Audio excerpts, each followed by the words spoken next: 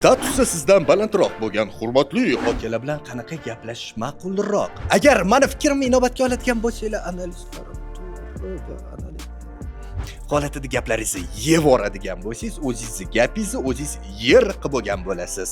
Yoki "Meni analizim bo'yicha" degan holatda gap boshlaydigan bo'lsangiz, siz qilayotgan to'q tinglovchiga avtomatik blok bo'lishini ta'minlaydi. Ya'ni gap so'zlaringizni o'rtasida devor tushadi, tinglovchi prosta gapingizni qabul qilmaydi. Eng to'g'ri yo'li nima deysizmi? Shunchaki xotirjam va past ovozda. Men bu vaziyatni quyidagi analizini to'g'ri deb hisoblayman. Agarda o'zaro manfaatli bo'lgan hamkorligimizni quyidagi sherikchilik shartlari asosida davom ettiradigan bo'lsak, ancha yaxshiroq bo'lardi.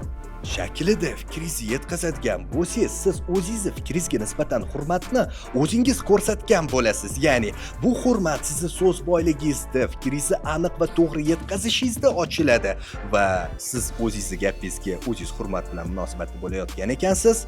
Sizni gapingizga qolganlar ham xuddi shunday munosabatda bo'ladi. Bundan ham zo'r notiqlik mahorati bo'yicha tavsiyalarni o'rganmoqchimisiz? Unda shunchaki obuna bo'ling.